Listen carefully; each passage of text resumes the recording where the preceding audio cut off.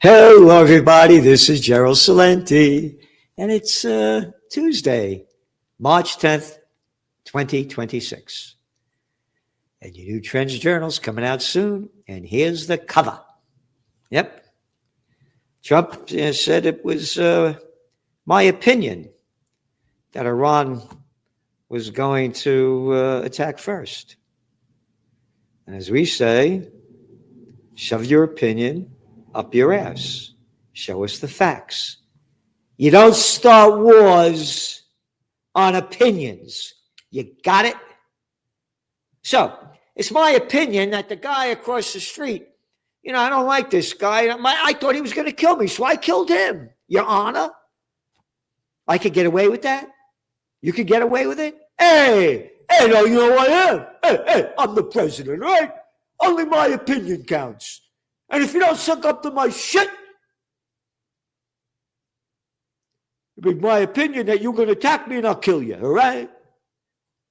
This is disgusting. Here.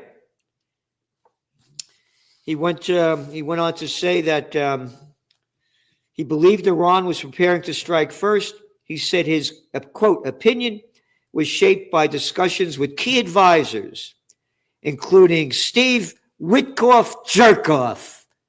Key advisors, huh? Oh, I forgot the other one. His son-in-law, Jared Kushner. Who else? Oh, Secretary of War Pete Hegseth. Don't fuck with this guy. He'll kill you. He loves it. And Marco Rubio, a fucking clown show, saying, hey, I talked to these guys, and I talked to them. It was my opinion, all right? All right. Go back to your Trends Journal, February 28th. We warned, we showed all the poll data, how Trump was slumping in the polls, all the Epstein stuff coming out against him, and we said when all else fails, they take you to war. That's right. That's right. And what did you do on February 28th? What do they call February 28th? Rare Disease Day. Yeah, you got it. We got diseased freaks running the show. So listen, subscribe to the Trends Journal. We're getting blacklisted. Hit our like button, subscribe to our videos, spread the word. I'm at this 46 years. These are the most dangerous times of my lifetime. Yep. Let's see what else. It was my opinion they were going to attack first, he said. And Trump told the press conference on Monday that the point of no return was approaching. Quote, I thought that they were going to attack us. I thought? Shut the fuck up, Salenti. And we don't like your language. If you talk like the president, we'd suck up and bow down to you. Oh, and I'm getting fucking crap from bastards who are calling me an anti-Semite. Fuck off. Fuck off. I'm against genocide and murder.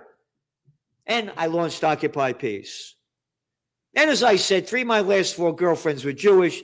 My best friends were Jewish. I thank Al Balot and Bert Feinstein, Kenny Young, Under the Boardwalk. Yeah, one of my best friends wrote that song. Jesse Rima. The Rosenblatts. Mr. and Mrs. Singer, one after another. John Anthony West, he wrote the book, The Mystery of the Sphinx. Oh, yeah, Jewish guy. He and I used to write together for maybe about 10 years or more. So shove this shit up your ass that I'm an anti-Semite. I'm anti-war murderers. You got that? You got it?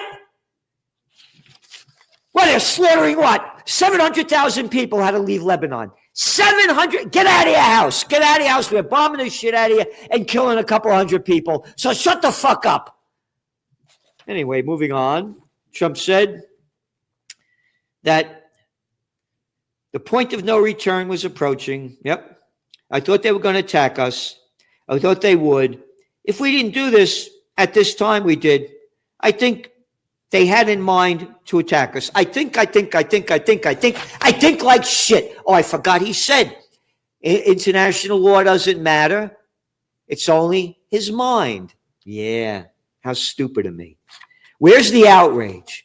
Where the fuck is the outrage? Where is the outrage that you don't start a war on opinions, you only start them on facts? Where the hell is the outrage? It ain't there. Anyway, this just came out as we went on the air. Reuters. The United States and Israel pounded Iran on Tuesday with what the Pentagon and Iranians on the ground call the most intense strikes of the war. Despite global markets betting that President Donald Trump would seek an end to the conflict. Total fucking bullshit. They say this crap to bring the equity markets up like he did on Monday. And then they came out, you saw oil, Brent crude went from like, what? It fell 17% from its high. After he said the conflict's going to end, right? It's going to end, all right?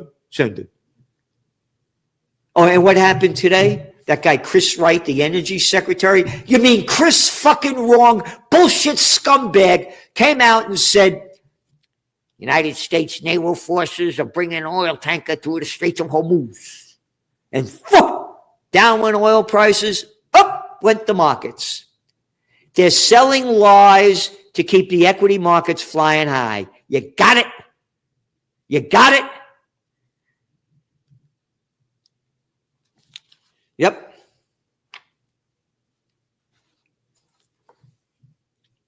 And they go on to write, this is Reuters language, not mine. Despite global markets betting that Donald Trump would seek an end to the conflict. Global markets betting. You got it? Raising the stakes of the global economy, Iran's Revolutionary Guards said they would block oil shipments from the Gulf unless the United States and Israel attacks cease. Iran has consistently denied seeking nuclear weapons and says its program is peaceful. Following U.S. strikes on several key Iranian nuclear facilities in June of 2025, Trump claimed that the U.S. had, quote, obliterated Iran's nuclear program. So far, nearly over 1,250 innocent Iranians have been slaughtered. And again, this is from Haaretz. Pentagon Chief Hegseth said Tuesday will be, quote, most intense day of strikes inside of Iran. And he meant it, and he did it. So now you go to your economic update, and you look what's going on. The equity markets are up, the equity markets are down. Oil prices are up, oil prices are down. Gold prices are up, they're down. Same with silver. No. This is all being rigged. They're doing everything to pump it up. We're very bullish on gold and silver. Let's see, as we went on the air, what was gold? $5,191 an ounce. Today it hit $5,239. And silver. Let's see, 88.35, and Earl, $87.80 a barrel for Brent crude. Last year at this time, $69 a barrel. So we, the people of Slavelandia, are going to pay the price for this. Let's go back to Trump's State of the Union address 2 weeks ago. Hey, now you elected me. I brought the price of gallon of oil, gas in most states, $2.30. All right. Huh. What is it now? According to AAA, $3.53 a gallon. Oh, it was $2.30 a week ago. And Bitcoin, it's trading around that $70,000 coin range. We're bullish on it. We think it's going to go up, but we're very bullish on gold and silver. This thing, if there's no peace, again, we don't know. If there's no peace on Earth, this thing is going to escalate. Unfortunately, that's not the way I'd like to see it go up. And Again, we're opposed. I launched Occupy Peace. I'm totally against war. I put my money and heart and soul where my mouth is, so it ain't bullshit. And again, never before in my 46 years of trend forecasting have I seen such dangerous times. And again, Trump sold himself as a peace president, remember? Yep. I'm not going to start a war. I'm going to stop wars. We want to have peace on earth. Yep. We did that in March. A year ago. A year ago.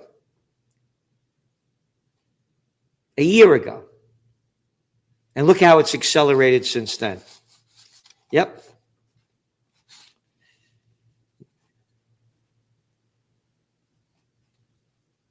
Last September, President Trump renamed, this is what we wrote now, an economic update, the Department of Defense, the Department of War, and he wasn't kidding. It has nothing to do with defense. And heading the department is a warmongering Secretary of State who said today, quote, as President Trump declared yesterday, we're crushing the enemy in our overwhelmingly display of technical skills and military force. We will not relent until the enemy is totally and decisively defeated. Yep. He went on to say that Trump gets, quote, to control the throttle. Control the throttle. This guy, 5 draft deferments, Vietnam War, draft dodger, and he gets to control the throttle? What the fuck does he know about war? Hey, I'm the president. I can do what I want. And then he goes on to say that he's the one elected on behalf of the American people. On behalf of the American people? So the Quinnipiac University poll found 53% of American voters opposed U.S. military action in Iran, or 40% support it. Okay, so if he represents the people, stop the war. You got it? Yeah, it goes on.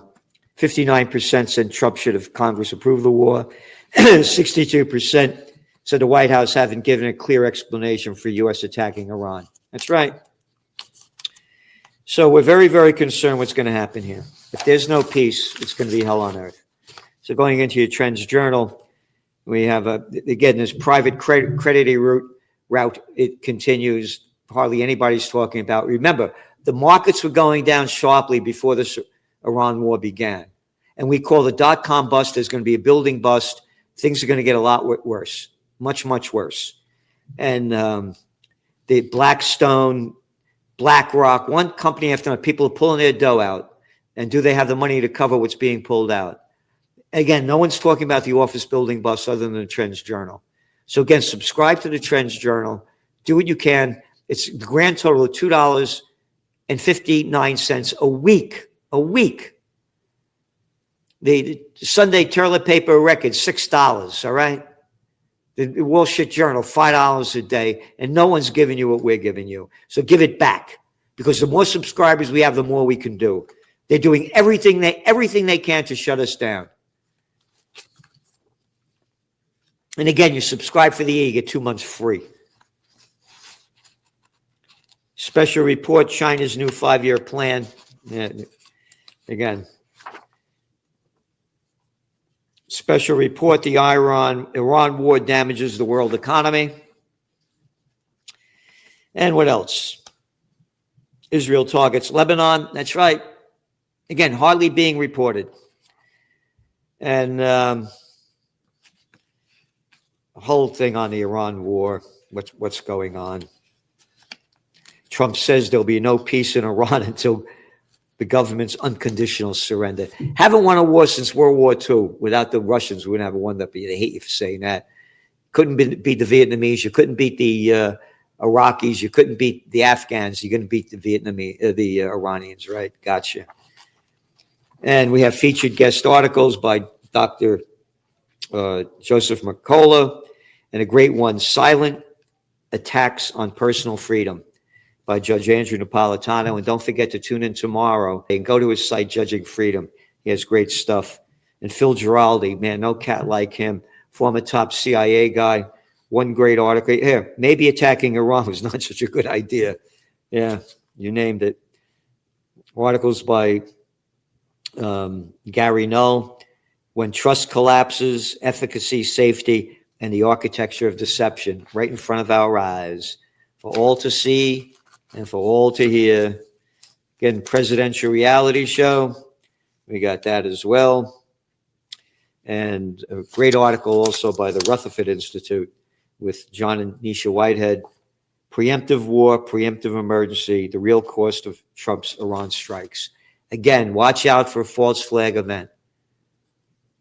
Oh, and we got this guy Rosenberg, or whatever the hell his name is, about his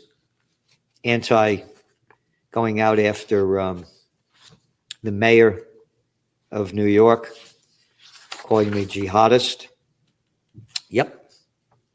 So watch out. The Ninth Crusade is also going to begin, and it's very disheartening to see what's going on here. Very, very sad. What else do we have here? Spain's PM warns U.S. about risks of disaster in Iran, and they're being attacked by most of the European countries because they won't buy it. Yep. Yep. Very, very, very serious stuff. Very, very, very, very serious. Death of journalism and what's going on.